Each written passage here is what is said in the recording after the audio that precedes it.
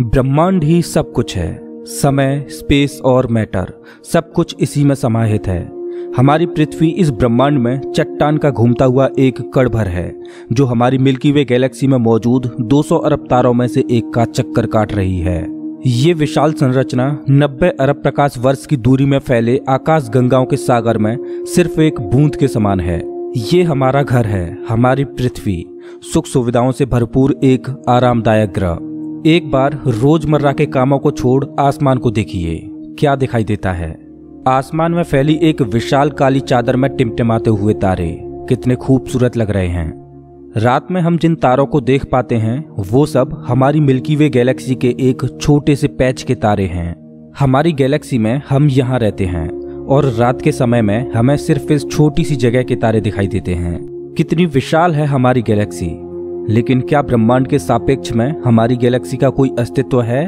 नमस्कार दोस्तों, मैं हूं श्याम तोमर। स्वागत करता हूं आपका इस एपिसोड में जिसमें हम ब्रह्मांड के आखिरी छोर तक का सफर करेंगे। तो अपनी सीट बेल्ट बांध लीजिए क्योंकि हमारा ये सफर बहुत ही रोमांचक और खतरों से भरा होने वाला है। तो चलिए पृथ्वी की सतह से उड़ान भरते हैं और ब्रह्मांड के आखिरी छोर की ओर चलते हैं। जैसे जैसे हम पृथ्वी की सतह से ऊपर उठते जा रहे हैं वैसे वैसे हमें पृथ्वी की सतह ब्लू स्फीयर की तरह दिखने लगी है।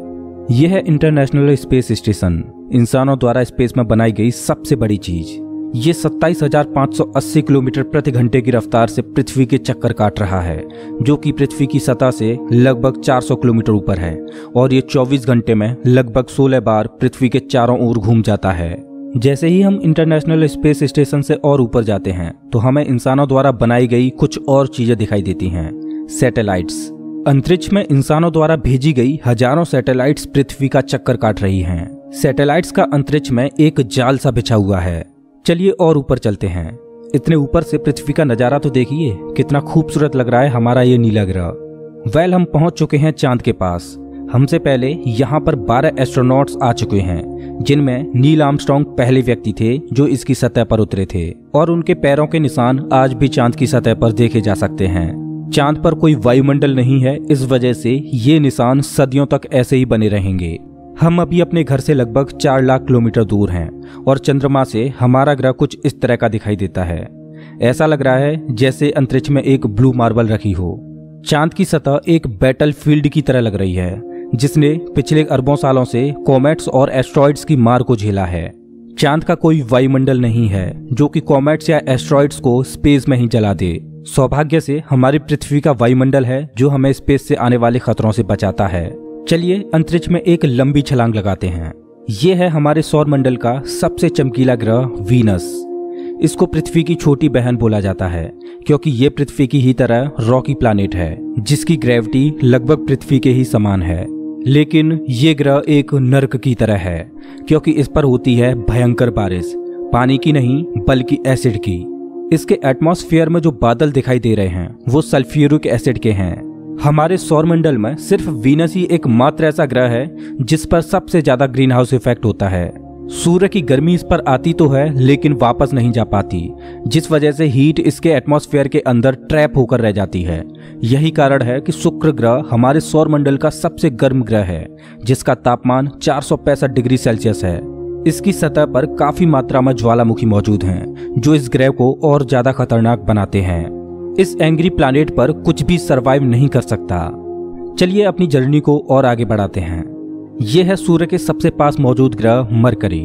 इस ग्रह की धरती हमारे चंद्रमा जैसी नजर आती है जिस पर बड़े बड़े गड्ढे मौजूद हैं। इस ग्रह के दिन और रात के टेम्परेचर में बहुत ज्यादा डिफरेंस है। रात के समय में इसका तापमान -170 डिग्री सेल्सियस पहुंच जाता है तो दिन के समय में 400 डिग्री सेल्सियस को भी पार कर जाता है। चलिए आगे बढ़ते हैं।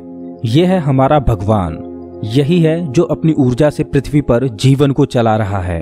अगर ये न होता तो हम न होते। पृथ्वी से लगभग 150 मिलियन किलोमीटर दूर मौजूद ये तारा इतना बड़ा है कि इसमें लाखों पृथ्वियां समा जाएं। सूर्य इतना भारी है कि इसकी ग्रेविटी पूरे सोलर सिस्टम को कंट्रोल कर रही है। इससे निकलने वाली लपटें इतनी बड़ी होती हैं कि सूर्य की सतह से हजारों किलोमीटर ऊपर तक चली जाती हैं। चलिए अपनी यात्रा को आगे बढ़ाते हैं। यह है पृथ्वी का सबसे नजदीकी ग्रह मंगल। इसकी धरती लाल है, इस वजह से इसे लाल ग्रह भी बोला जाता है। वैज्ञानिक मंगल ग्रह के बारे में जानने के लिए बड़े ही उत्सुक हैं, क्योंकि वैज्ञानिक कहीं ना कहीं ये अनुमान लगाते हैं कि मंगल ग्रह हमारा पास्ट है। वैज्ञानिक मानते हैं कि अतीत में मंगल की धरती पर जीवन फला फूला होगा। मंगल की धरती पर भी सागर मौजूद थे, नदियां मौजूद थीं, इसका खुद का एक एटमॉस्फेयर था। लेकिन आज ये ग्रह वीरान और बंजर पड़ा है। आज वैज्ञानिक इस ग्रह पर सूक्ष्म रूप में ही सही बैक्टीरिया के रूप में जीवन खोजने में जुटे हैं और वैज्ञानिक इस ग्रह पर भविष्य में बस्तियां बसाने की सोच रहे हैं। अगर हम मंगल पर आए हैं तो हम इसे कैसे मिस कर सकते हैं। यह है ओलंपस मॉन्स, एक प्राचीन ज्वालामुखी। मंगल की धरती पर ज्वालामुखी से बना ये पहाड़ पृथ्वी की सबसे ऊंची चोटी माउंट एवरेस्ट से भी लगभग 3 गुना ऊंचा है और यह हमारे सोलर सिस्टम की सबसे ऊंची चोटी है। अगर मंगल की धरती से हम अपने ग्रह पृथ्वी को देखें तो ये कुछ इस तरह की दिखाई देती है। अब आगे की यात्रा थोड़ी सी डरावनी होने वाली है, क्योंकि अब हम एस्ट्रॉयड बेल्ट में प्रवेश कर रहे हैं, जो कि मंगल और बृहस्पति ग्रह के बीच मौजूद है। इसमें मौजूद हैं बड़ी बड़ी और विशालकाय चट्टानें जो कि सूर्य के चारों ओर घूम रही हैं। इस एस्ट्रॉयड बेल्ट में इतनी बड़ी बड़ी चट्टानें मौजूद हैं कि अगर ये सब आपस में मर्ज हो जाएं, तो इनसे एक बड़े ग्रह का निर्माण हो सकता है। इस बेल्ट में इतने बड़े बड़े एस्ट्रॉयड्स मौजूद हैं कि इन पर एक बड़ा शहर बसाया जा सके। जैसा कि हम जानते हैं कि 4.5 बिलियन साल पहले हमारे सौर मंडल में ग्रह बने, लेकिन एस्ट्रॉयड बेल्ट में मौजूद ये मलबा जैसा का तैसा रह गया। एस्ट्रॉयड बेल्ट में मौजूद मलबा एक प्लैनेट बन सकता था, लेकिन एक बड़ी शक्ति ने इस मलबे को प्लैनेट नहीं बनने दिया और वो शक्ति थी जुपिटर। जुपिटर की हाई ग्रेविटी ने एस्ट्रॉयड बेल्ट के एस्ट्रॉयड्स को प्लैनेट नहीं बनने दिया। जुपिटर हमारे सोलर सिस्टम का सबसे बड़ा प्लैनेट है और इसके ढेर सारे चंद्रमा हैं। ये इतना बड़ा है कि हमारे सोलर सिस्टम के अन्य सभी प्लैनेट्स को मिलाकर भी इतना बड़ा ग्रह नहीं बनाया जा सकता। ये है जुपिटर का ग्रेट रेड स्पॉट। ये लाल धब्बा जुपिटर की सतह पर सदियों से चला आ रहा है। ये एक विशाल तूफान है। ये रेड स्पॉट इतना बड़ा है कि इसमें 3 पृथ्वियां आ जाएं। जुपिटर एक गैसीय प्लैनेट है, इस वजह से इसकी सतह पृथ्वी की तरह ठोस नहीं है। अगर आप जुपिटर की सतह पर उतरे तो आप इसकी सतह पर खड़े नहीं हो सकते, बल्कि सीधे इसके अंदर चले जाओगे। जुपिटर जितना वायलेंट और विनाशकारी है, वहीं इसके चंद्रमा जीवन के पनपने के लिए आइडियल साबित होते हैं। जुपिटर के दर्जनों चंद्रमाओं में से एक है यूरोपा, जो कि पूरी तरह बर्फ की मोटी चादर से ढका हुआ है। वैज्ञानिक मानते हैं कि यूरोपा की सतह पर जमी हुई बर्फ के नीचे पानी तरल रूप में मौजूद है। इस पर पानी का तरल रूप में होना जीवन के होने की संभावनाओं को बढ़ा देता है। हमारे सोलर सिस्टम में बृहस्पति ग्रह के चंद्रमा यूरोपा पर वैज्ञानिक जीवन होने की प्रबल संभावनाएं जताते हैं। हमारा अगला पड़ाव है हमारे सौर मंडल का सबसे खूबसूरत प्लैनेट सैटर्न। शनि ग्रह के छल्ले इसकी सुंदरता में 4 चांद लगाते हैं, जो कि इसकी सतह से लाखों किलोमीटर ऊपर तक फैले हैं। शनि ग्रह को अपने सोलर सिस्टम का ताज माना जाता है। ये है शनि ग्रह का एक चंद्रमा टाइटन। इसका खुद का एक एटमॉस्फेयर है, इस पर हवा है, बारिश होती है, यहाँ तक कि इस पर ऋतुएं भी बदलती हैं। इस पर नदियां और सागर मौजूद हैं। ये चंद्रमा देखने में लगभग पृथ्वी की ही तरह है, लेकिन इस पर जो नदियां और सागर हैं वो पानी के नहीं बल्कि लिक्विड नेचुरल गैस के हैं। अगर हम किसी भी तरह इस नेचुरल गैस को पृथ्वी पर ला पाएं तो ये इतनी ज्यादा है कि हजारों सालों तक ये हमारे शहरों को रोशन कर सकती है। वैज्ञानिक अनुमान लगाते हैं कि अरबों साल बाद जब सूर्य गर्माने लगेगा और एक रेड जाइंट बन जाएगा, तब टाइटन हैबिटेबल जोन में होगा। उस समय टाइटन पर पृथ्वी जैसी परिस्थितियां मौजूद होंगी। इस वजह से वैज्ञानिक टाइटन को भविष्य की पृथ्वी मानते हैं। अभी हम अपने घर से इतने दूर आ चुके हैं कि यहाँ से हमारी पृथ्वी एक डॉट की तरह दिखाई देती है। अब जैसे जैसे हम अंतरिक्ष की गहराई में और आगे बढ़ते जाएंगे, वैसे वैसे पृथ्वी हमारी आंखों से ओझल होती जाएगी। हमारा अगला पड़ाव है यूरेनस। प्राचीन समय में यूरेनस और नेपच्यून के बारे में कोई भी जानकारी नहीं थी, जब तक कि टेलीस्कोप का आविष्कार नहीं हुआ। हमारी सौर व्यवस्था का सबसे आखिरी प्लैनेट है नेपच्यून। हमारा सोलर सिस्टम बहुत बहुत बड़ा है, लेकिन नेपच्यून के बाद भी हमारा सोलर सिस्टम खत्म नहीं हो जाता। अपने सोलर सिस्टम की गहराई में हम आगे बढ़ते हैं तो हम पहुंच जाते हैं कुइपर बेल्ट में, जो पिछली एस्ट्रॉयड बेल्ट से 20 गुना चौड़ी और 200 गुना ज्यादा फैली है। ग्रहों की लिस्ट से बेदखल किया जाने वाला प्लूटो भी इसी कुइपर बेल्ट का सदस्य है। कुइपर बेल्ट में एस्ट्रॉयड बेल्ट से भी ज्यादा बड़े बड़े ऑब्जेक्ट्स मौजूद हैं, जिनकी खुद की ग्रेविटी की वजह से इनके चंद्रमा भी हैं। चलिए कुइपर बेल्ट को पार करके आगे चलते हैं। हमारी पृथ्वी से 13 बिलियन किलोमीटर दूर ये है सूर्य से सबसे दूर मौजूद ऑब्जेक्ट सेडना। ये एक बौना ग्रह है जो एक ऐसा स्पेस ऑब्जेक्ट है जो सबसे दूर सूर्य की परिक्रमा कर रहा है। इसकी खोज 2003 में हुई थी। ये सूर्य की एक परिक्रमा 10,000 सालों में पूरी कर पाता है। चलिए अब अपने सोलर सिस्टम से बाहर का रुख करते हैं। अभी हम इंटरस्टेलर स्पेस में प्रवेश कर चुके हैं। देखिए अंतरिक्ष की गहराई में ये क्या ट्रेवल कर रहा है। ओह, ये तो वॉयेजर 1 स्पेसक्राफ्ट है। यही तो इकलौता स्पेसक्राफ्ट है जो कि इंसानों द्वारा बनाई गई सबसे दूर मौजूद चीज है। ये पृथ्वी से अब तक 19 अरब किलोमीटर दूर जा चुका है। इस स्पेसक्राफ्ट ने अंतरिक्ष के काफी सवालों से पर्दा उठाया है। ये बंदूक से निकली बुलेट से भी 20 गुना तेज ट्रेवल कर रहा है।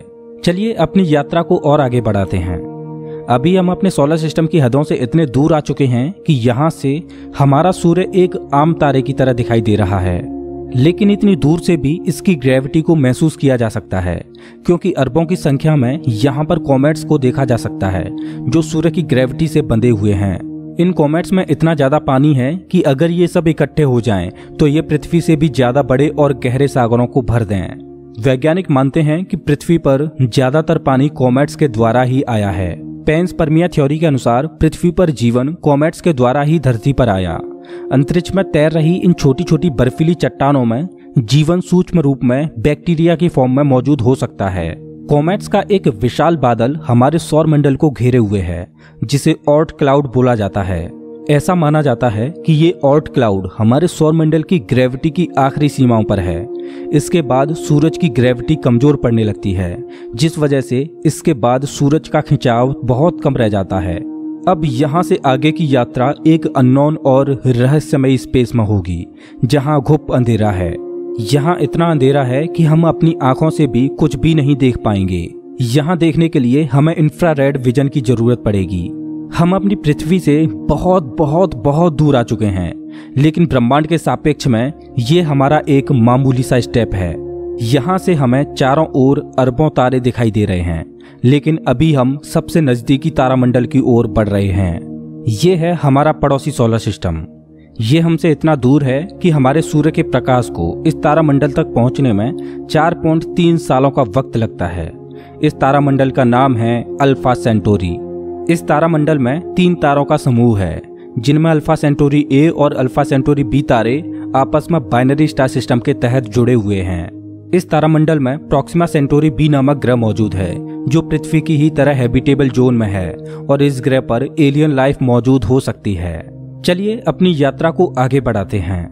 पृथ्वी से हम 10 प्रकाश वर्ष दूर आ चुके हैं और हमारे सामने ये एक बेबी स्टार है, जिसने अभी अपना जीवन शुरू ही किया है और इस तारामंडल में अभी ग्रहों का जन्म होना बाकी है।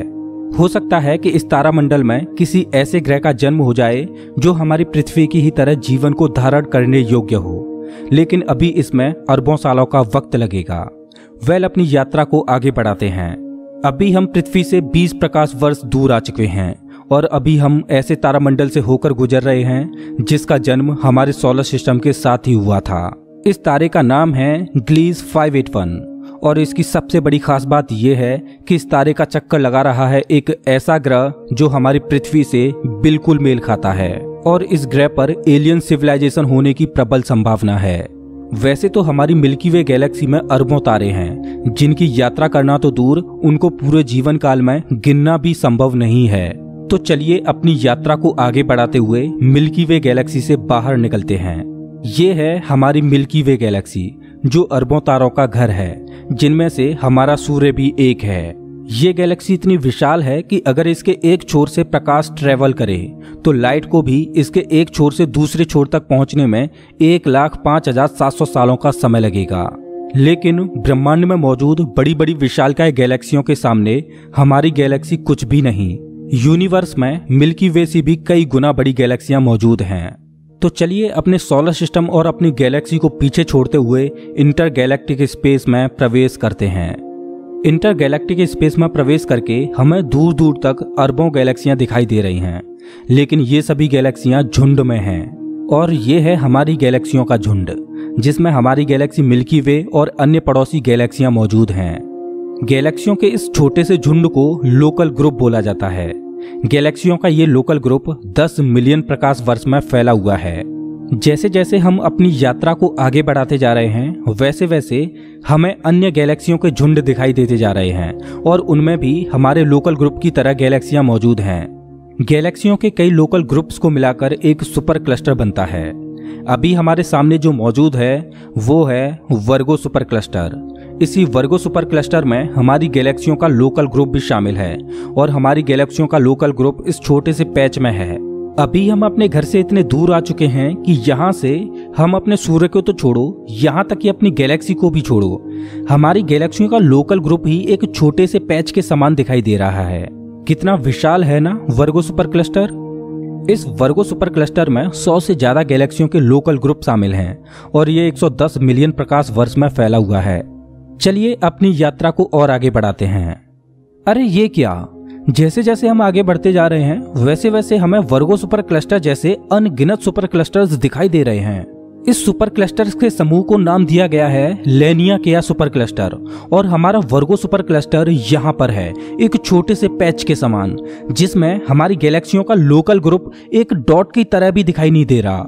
ये लेनियाकेया सुपर क्लस्टर 520 मिलियन प्रकाश वर्ष में फैला हुआ है, जिसमें लाखों वर्गो सुपर क्लस्टर्स जैसे सुपर क्लस्टर्स मौजूद हैं। चलिए अपनी यात्रा को और आगे बढ़ाते हैं। जैसे जैसे हम आगे बढ़ते जा रहे हैं वैसे वैसे लेनियाकेया सुपर क्लस्टर भी छोटा होता जा रहा है और इतनी दूर से देखने पर लेनियाकेया सुपर क्लस्टर भी एक छोटे से पैच की तरह दिखाई दे रहा है। ओह माय गॉड, मेरा तो दिमाग ही घूम गया। खैर अपनी यात्रा को और आगे बढ़ाते हैं। यह है हमारा ऑब्जर्वेबल यूनिवर्स, जिसमें हमारा लेनियाकेया सुपर क्लस्टर एक छोटे से डॉट की तरह मौजूद है। लेकिन क्या यही हमारी यात्रा खत्म हो जाती है? क्या इतना ही बड़ा है ब्रह्मांड? जैसा कि मैंने अभी बोला, ये है ऑब्जर्वेबल यूनिवर्स यानी ज्ञात ब्रह्मांड। ब्रह्मांड के बारे में हम जो भी जानते हैं वो केवल यहीं तक जानते हैं। हो सकता है कि ब्रह्मांड का विस्तार आगे भी हो जो अनंत तक चलता जा रहा हो, लेकिन वहां से हम तक कोई प्रकाश ही नहीं पहुंच पा रहा हो जिससे हमें ऑब्जर्वेबल यूनिवर्स के बाहर का भी पता चल सके। वैज्ञानिक ये भी अनुमान लगाते हैं कि हो सकता है कि हमारे यूनिवर्स जैसे असंख्य यूनिवर्स और मौजूद हो सकते हैं जिनमें हमारा ये ब्रह्मांड एक विशाल सागर में एक छोटी सी बूंद के समान हो। खैर मल्टीवर्स यानी एक से ज्यादा ब्रह्मांडों का अस्तित्व है कि नहीं ये कोई नहीं जानता और ना ही हमारे पास मल्टीवर्स यानी महाब्रह्मांड के कोई सबूत हैं। लेकिन ये तो तय है कि ऑब्जर्वेबल यूनिवर्स ही ब्रह्मांड का अंत नहीं हो सकता, इसके बाहर भी कुछ न कुछ मौजूद है जिसका हमें कोई भी ज्ञान नहीं। लेकिन वो क्या हो सकता है? हो सकता है कि हमारा ऑब्जर्वेबल यूनिवर्स भी महाब्रह्मांड में एक छोटे से पैच के समान हो।